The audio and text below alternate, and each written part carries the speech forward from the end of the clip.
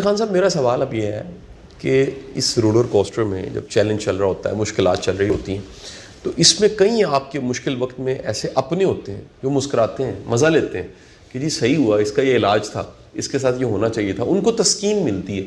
یہ جو اپنوں سے یہ دکھ مل رہا ہوتا ہے، اس کو کیسے مینیج کریں؟ ایک صوفی شاعر ہے رحمان بابا، ان کا پشتوں کا ایک شعر ہے، میں آپ کو پشتوں میں سناتا ہوں۔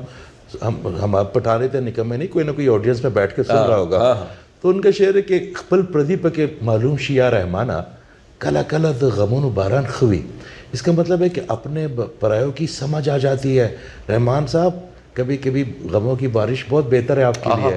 واہ واہ واہ واہ، اپنے پراؤں کی سمجھ آ جاتی ہے، صحیح کی سمجھ آ جاتی ہے۔ دیکھیں کچھ لوگ ہوتے ہیں جن کو آپ اس والی پاکٹ میں رکھتے ہیں، کچھ لوگ کو اس پاکٹ میں رکھتے ہیں، کچھ لوگ آپ کہتے ہیں یار یہ جو ہے نا یہ بڑا میرا ضروری پاکٹ ہے، آپ ان کو لے کے آتے ہیں اوپر۔ ایسے میں ذرا مذاکر ہوں، کچھ کو شلوار کی پاکٹ میں رکھتے ہیں وہ میں کہہ نہیں۔ اچھا، آپ کبھی کبھی تو جو مشکل وقت آتا ہے نا تو پھر آپ کو پتہ چلتا ہے کہ کون کون سا کس پاکٹ میں رکھا جانا چاہیے۔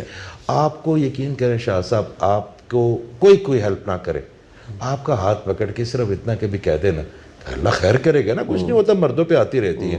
آپ یقین کریں آپ کا سینہ اتنا رکے گا، یار میں تنوں کیا نہیں سی، کوئی کہے گا ہوئے گا تیرے نال، وہ نہیں سی تیرے نال، میں تنوں کیا نہیں سی، آپ کا مورال بلند ہو جائے۔ آپ کا گھوڑا جس پہ آپ بیٹھتے ہیں، پرانے زمانے میں گھوڑے چلتے تھے تو وہ سوار کے ساتھ چلتا تھا، سوار بہادر ہوتا تھا نا حضرت علی کی طرح، تو ان کا گھوڑا بھی شیر ہو جاتا تھا۔